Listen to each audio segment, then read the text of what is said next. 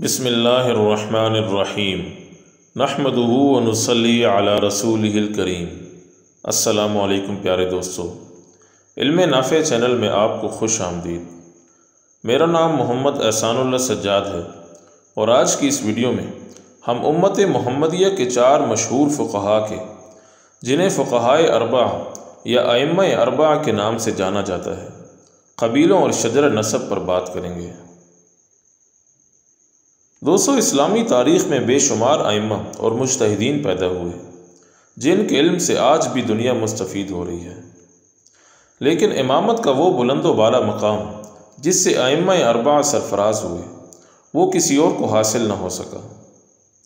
ان کی اور ان کے بعد ان کے شاگردوں کی کاوشوں نے ان کی شہرت کو 4 چاند لگا دیے، جس کے بعد تمام اہل السنہ والجماعہ فقہ کے فروعی مسائل میں ان 4 اماموں کے تابع ہو گئے، جنہیں مذاہب اربعہ یا مسالک اربعہ بھی کہا جاتا ہے۔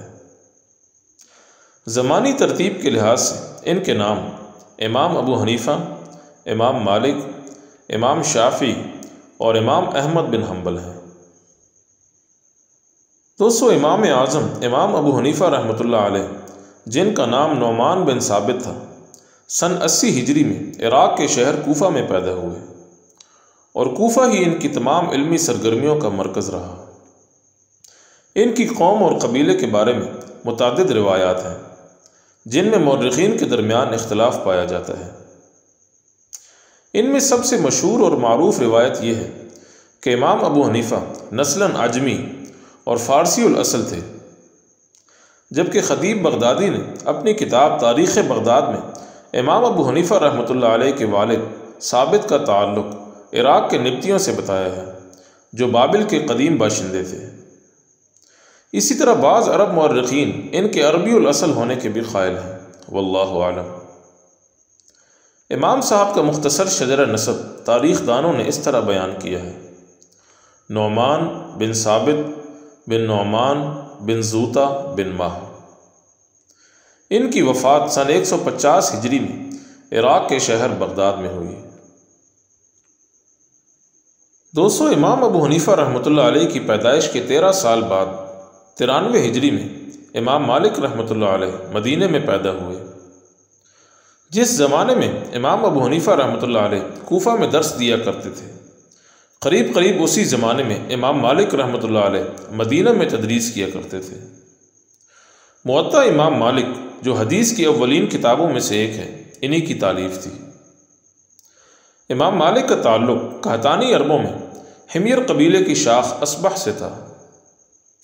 ان کے پردادا ابو عامر، جن کا نام نافع بن عامر تھا، رسول اللہ صلی اللہ علیہ وسلم کے صحابی تھے، جنہوں نے غزوہ بدر کے علاوہ تمام غزوات میں شرکت کی۔ اسی طرح امام مالک کے دادا مالک بن ابی عامر کبار تابعین میں سے تھے، جنہوں نے بڑے بڑے صحابہ سے حدیث روایت کی۔ امام مالک کی کنیت ابو عبداللہ تھی، اور ان کا شجرہ نسب مالک بن انس بن مالک بن ابی عامر نافع بن عمر بن حارث بن غیمان بن خسیل بن عمر بن حارث ذی اصبح بن مالک بن زید بن قیس بن سیفی بن حمیر الاصغر بن صبا الاصغر بن کعب بن زید بن سہل بن عمر بن قیس بن معاویہ بن جشم بن عبد شمس بن وائل بن غوث بن قطن بن عریب بن زہیر بن ایمن بن حمیسہ بن حمیر بن صبا ہے۔ ان کی والدہ عالیہ بنت شریک بن عبد الرحمن بن شریک الازدیہ کہلانی قبیلے کی شاخ ازد سے تعلق رکھتی تھی۔ امام مالک رحمۃ اللہ علیہ کی وفات سن 179 ہجری میں مدینہ منورہ ہی میں ہوئی۔ دوستو، جس سال امام اعظم ابو حنیفہ رحمۃ اللہ علیہ کی وفات ہوئی، اسی سال یعنی 150 ہجری میں امام شافعی رحمۃ اللہ علیہ پیدا ہوئے۔ ان کا نام محمد بن ادریس تھا، اور ان کی پیدائش فلسطین کے شہر غزہ میں ہوئی۔ ان کے والد کا انتقال ان کی ولادت سے قبل یا بعد میں جلد ہی ہو گیا، اور چونکہ یہ قریشی تھے اور ان کی والدہ کو ان کے نسب کے ضائع ہونے کا خطرہ تھا، کہ لوگ قریش کے علاوہ کسی دوسرے قبیلے کا خیال کریں گے، اسی لیے پیدائش کے 2 سال بعد ہی ان کی والدہ انہیں اپنے ساتھ مکہ لے گئی۔ بعد ازاں تحصیل علم کی غرض سے مدینہ منورہ چلے گئے اور امام مالک رحمۃ اللہ علیہ کی وفات تک ان کی شاگردی میں رہے۔ اس کے بعد کچھ عرصہ یمن اور پھر بغداد میں رہے اور زندگی کے آخری کچھ سالوں میں مصر میں تدریس کرتے رہے۔ ان کا تعلق قبیلہ قریش کی شاخ بنو مطلب بن عبد مناف سے تھا۔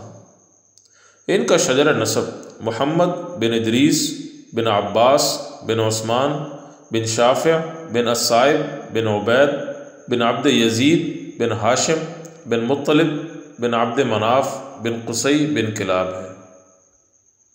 ان کی والدہ کے نسب کے بارے میں 2 قول ہیں۔ پہلا یہ کہ یمن کے ازدی قبائل سے تعلق رکھتی تھی، جبکہ دوسرا قول یہ ہے کہ وہ علوی قریشی تھی اور حضرت حسین بن علی رضی اللہ تعالی عنہ کی پوتی تھی۔ لیکن صحیح اور مشہور قول پہلا ہی ہے، جس پر اجماع ہے کہ امام شافعی کی والدہ فاطمہ بنت عبداللہ ازدیہ خاتون تھی، واللہ اعلم۔ امام صاحب کی وفات مصر میں سن 204 ہجری میں ہوئی۔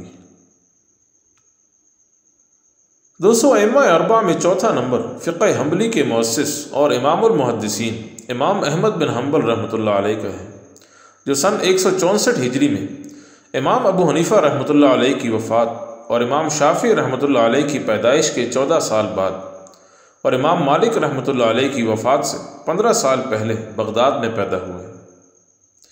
ابتدائی تعلیم بغداد ہی میں حاصل کی۔ بعد ازاں احادیث کے علم کے لیے مختلف ممالک میں گھومتے رہے اور بیشتر مشائخ سے احادیث حاصل کی۔ ان مشائخ میں امام ابو حنیفہ رحمۃ اللہ علیہ کے شاگرد قاضی ابو یوسف اور امام مالک رحمۃ اللہ علیہ کے شاگرد امام شافعی شامل ہیں۔ امام شافعی فرماتے ہیں کہ جب میں بغداد سے نکلا تو اس وقت وہاں سب سے متقی اور فقیہ انسان احمد بن حنبل ہی کو چھوڑا۔ اس طرح امام شافعی امام احمد بن حنبل کے شیخ ہوئے، جبکہ امام مالک امام شافعی کے شیخ اور استاد تھے۔ دوستو، امام احمد بن حنبل عربی النسب تھے۔ ان کا تعلق عدنانی عربوں میں ربیعہ بن نزار سے تھا اور قبائل ربیعہ میں بکر بن وائل کی شاخ بنو شیبان بن زحل سے تعلق رکھتے تھے، جس کی وجہ سے امام بخاری نے انہیں الشیبانی الزحلی کہا، یعنی پہلے شیبانی پھر زحلی۔ ان کا شجرہ نسب احمد بن محمد بن حنبل بن ہلال بن اسد بن ادریس بن عبداللہ بن حیان بن عبداللہ بن انس بن عوف بن قاسط بن مازن بن شیبان بن زحل بن ثعلبہ بن عکابہ بن صعب بن علی بن بکر بن وائل بن قاسط بن ہند بن افسا بن دومی بن جدیلہ بن اسد بن ربیعہ بن نزار بن معد بن عدنان ہے۔ ان کی والدہ صفیہ بنت میمونہ بنت عبد الملک بن سوادہ بن ہند بنو شیبان سے تعلق رکھتی تھی۔ امام صاحب کی وفات سن 241 ہجری میں بغداد شہر میں ہوئی۔ اس وقت ان کی عمر تقریباً 77 برس تھی۔ دوستو، اس کے ساتھ ہی میں اس ویڈیو کا اختتام کرتا ہوں۔ امید ہے کہ آپ کو ویڈیو پسند آئی ہوگی۔ اگلی ویڈیو تک کے لیے میں آپ سے اجازت چاہتا ہوں۔ السلام علیکم ورحمۃ اللہ وبرکاتہ۔